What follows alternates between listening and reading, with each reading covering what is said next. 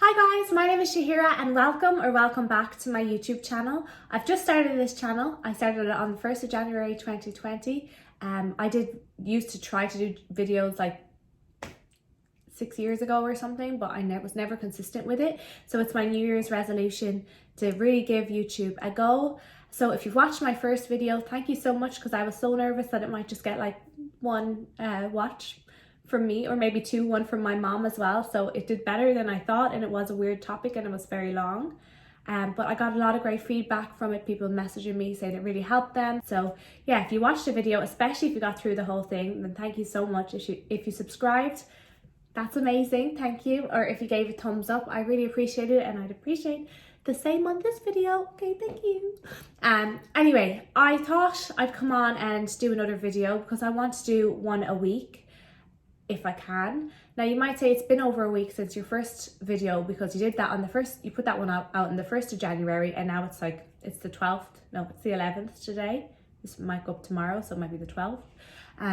But I'll be honest with you guys, the reason I haven't wanted to do the video this week is because I had a black eye.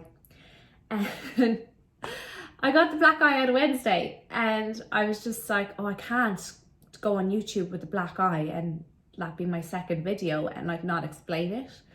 So after a few days of like putting it off and not wanting to come on here, I just thought, you know what, I'm just going to do the video anyway.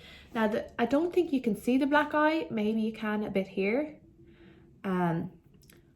but I don't know, I just didn't want anyone spotting it and thinking someone had hit me or something without me explaining it. So then I thought, what can I do? I don't want to give up my New Year's resolution of putting one video a week out just yet, because that would be a huge fail. So I thought, you know what, I'll just do a video about the black eye and maybe make it informative to people. So this video, as you can probably tell by the title, is all about what they don't tell you about filler and my experience with it. So I guess I have to start with a bit of backstory. So my whole life, I have been told that I look tired. Since I was like literally, I remember being 6 years old and teachers saying to me like, what time did you go to sleep last night? What time do you have a bedtime? Like just questioning me all the time, saying I either looked tired or I looked sick. And it's literally something, an insecurity that they gave me from a very young age throughout my school life. The teachers telling me I look tired all of the time. And really it's just hereditary in my family that we have under eye circles. That's just something that's in my family, and yeah, I've had it since a child. Now they do get worse. I'm someone who really needs my 8 hours sleep, like, and you can tell if I haven't had it, like they get a lot worse, but they are there just my whole life, like regardless anyway, because they're hereditary with me. So anyway, when I found out that you can get under eye filler and that it will get rid of your under eye circles, I thought, hallelujah, like amazing, this is going to be like, why didn't I find out about this sooner? Because I just found out about it when I moved to LA.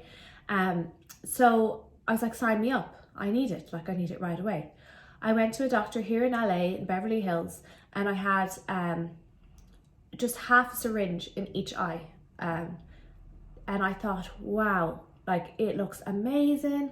Can't believe I didn't get this sooner. It's taken away all my insecurities, because really that was my main insecurity that I would focus in on, that maybe other people mightn't have even noticed, but to me I did, whether I was taking pictures or especially it would ruin my night if I'd like gotten ready for a night out and put a lot of effort into my makeup and hair and everything else, and then I'd gone on the night out and I'd taken pictures and I could just see like these like under eye circles. It would make me so sad.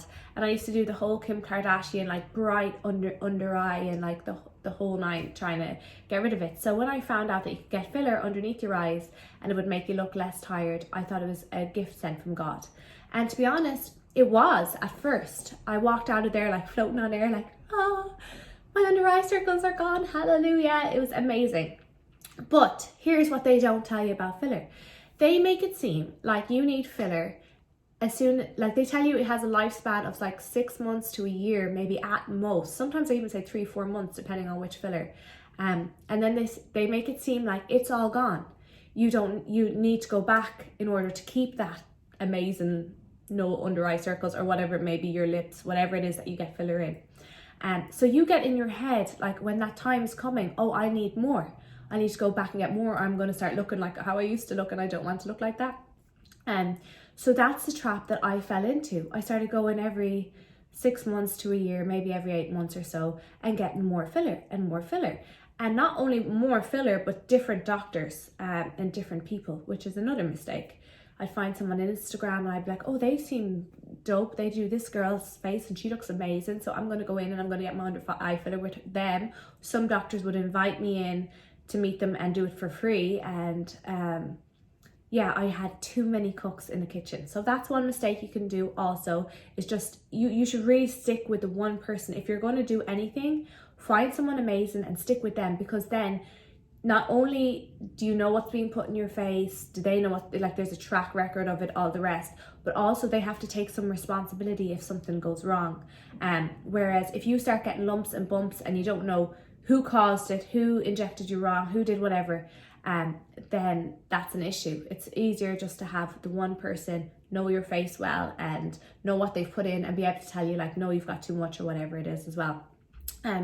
But yeah, I just wanted to mainly say that filler can last a lot longer than what we think, than 6 months to a year. Actually, I found this doctor who seems amazing. He's from Australia, so he's not in America, but he has a much more, what's it called, like conservative approach when it comes to filler, and he does YouTube, so that's how I found him. And he said that he did MRIs on people's faces who had like filler one time in their entire life, and this was like 7 years later, and they still had remains of filler in their face. So we just get into our head that it's all gone by 6 months to a year. Actually, that's not the case. So you might be doing more damage than good, like I was, if you keep going back 6 months to a year and getting another syringe or 2 syringes or whatever it might be, thinking in your brain that you need this, when maybe either A, you don't need any more at all, it's still there, or B, you might just need a top up of the tiniest amount for it to look like it did at the beginning again. It might not be a case that you need a whole syringe again. Or a bad doctor will try to tell you like, oh, you need 2 syringes or however many, 1 per eye or whatever it is. And really, I mean, sometimes that might be the case if you've got really bad under eye circles or whatever, but a lot of the time they just want the extra money. If it's a difference between you spending either $600 or $1,200, you know, for 2 syringes, they want the quick money, and they might not be the best people morally.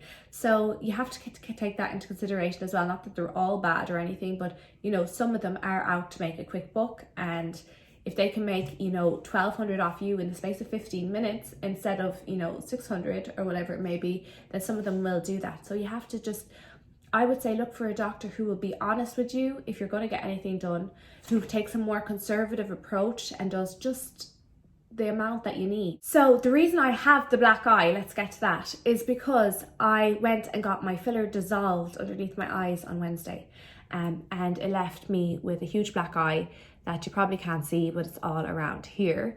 And this has been a process for me as well, because they also say to you, oh, you know, if you don't like filler, you can just get it dissolved. Like it's nothing. Like, oh, it's 1 syringe of this enzyme called, I think it's called hyaluronidase. I'm probably butchering the word, but something like that. And you just inject it and it's gone. That's not the case either. I have had hyaluronidase, or the enzyme, to dissolve my filler, I swear to God, about 7 times in the past 2 years. Like, I still keep feeling like I have more. I'm like, well, I can still see filler here. I know my face so well, and there's like lumps and bumps and stuff underneath my eye, that I'm like, no, there is some left. Now I'm hoping after Wednesdays that it's finally gone. I hope to God it's finally gone. But it isn't just a case of, oh, I've got a lump, I do one thing of dissolving and then it's gone.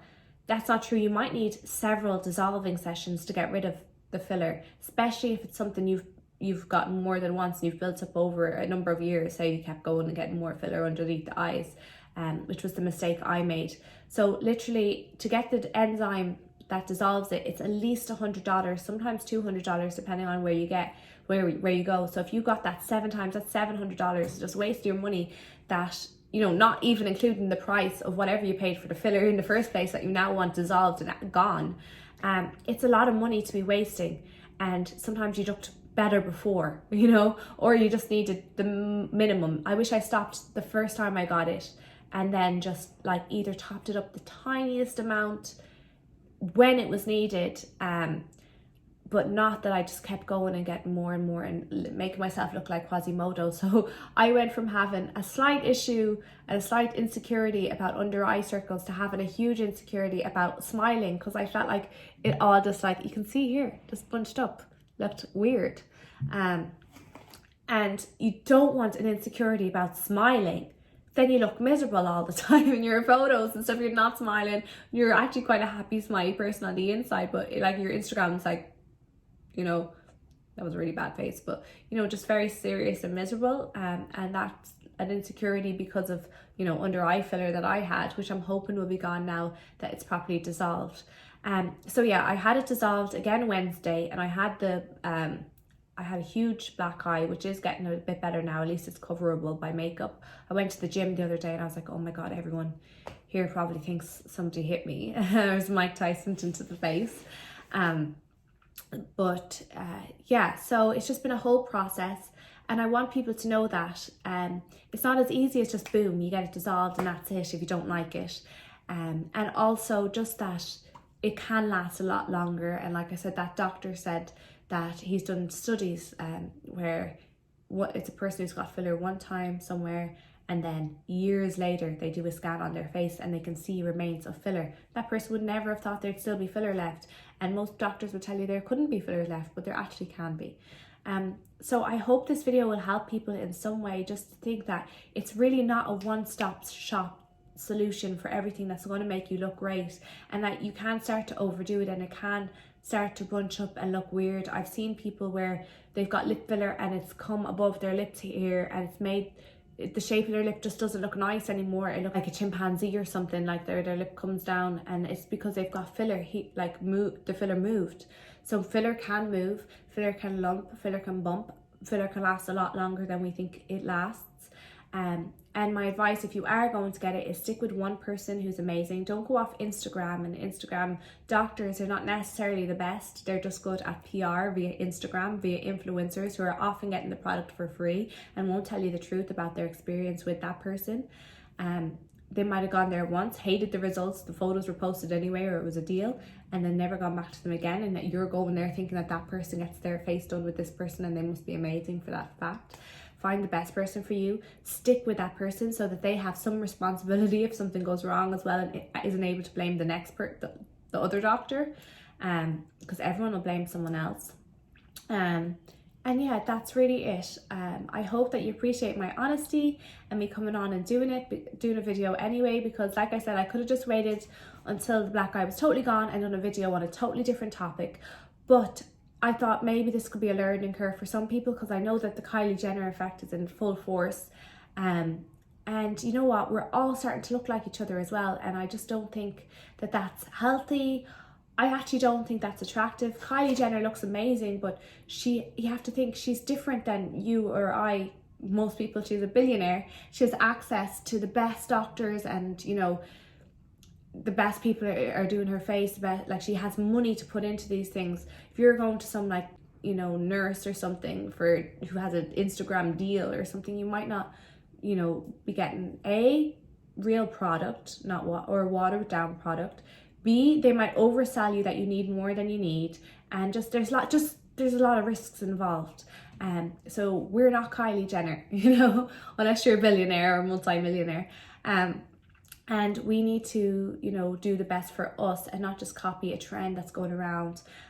Like, for example, a couple of my friends get cheekbone fillers, but I have, as you can see, like, I have a really high like angle here anyway on my face, and if I was just to get cheekbone fillers because they look great on them, or that's what they're getting done, it could make me look really weird.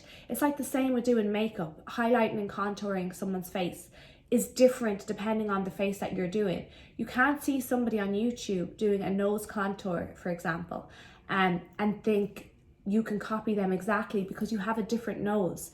What you should learn from those YouTube videos, or same with like contouring, wherever you're highlighting and contouring on your face, what you should learn from those YouTube videos is just the general concept of highlighting and contouring and what it does for your face. And say, for example, if you could find someone who has a very similar nose shape to you or a very similar face shape, then you could do that type style of contouring. But for example, if you have a very small forehead and you do the contouring to make your forehead smaller because you watched another video where someone who had a larger forehead was doing that, that's going to make you look weird, you know? Same as if you have a very narrow nose and you're doing 2 stripes down your side of your nose to make your nose look even narrower because that's just what you watch on YouTube, then that's not going to work for you either. That's going to look weird, you know? There's just, everyone has a different face, and makeup suits people in a different ways depending on your face. You shouldn't watch a YouTube video and take it like, do it exactly unless you have a very similar face to that. What you should do is learn the concept of what highlighting and contouring does and then apply that to your natural features and your face. And it's the same with filler. You shouldn't go getting lip filler because it's the trend or because everyone else has it. If you have lovely lips yourself, you don't need it, then don't get it. You shouldn't get jawline filler. If you have a very strong angular jaw yourself, then it will look strange on you. It will make your face actually look more masculine.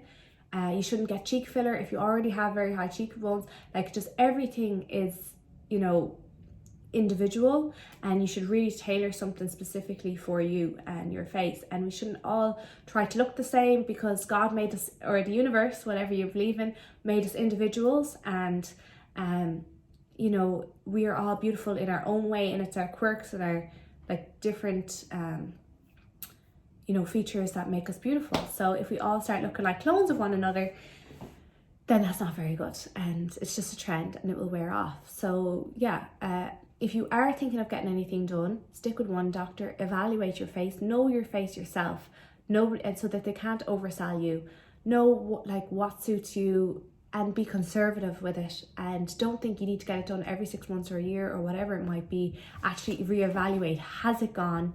Maybe you might still have it all left under one eye and this eye is just showing a little bit, and you might need a droplet, you know. And a lot of places will hang on to the syringe for you anyway, so you can come back and top it up another time, you know what I mean?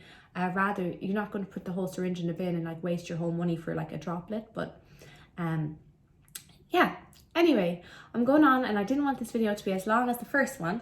So thank you so much if you've come this far watching a video. Remember to hit the bell, subscribe, like, leave a comment, all the rest. If you have any ideas of what type of videos you'd like to see from me, like I said, I'm still exploring on this channel. Sorry, I keep messing with my hair. I keep seeing this bit and it looks really weird, so whatever. But yeah, leave them in the comments below, or you can catch me on my Instagram. It's at ShahiraBarry, Facebook's at Shahira, Twitter's at ShahiraBarry. I'll put them on the screen somewhere. And I've just joined TikTok, so I'd love if you followed me on there as well. Yeah, happy new year again, a week in. I hope you've had a great start of your new year, and I will talk to you guys soon. Bye.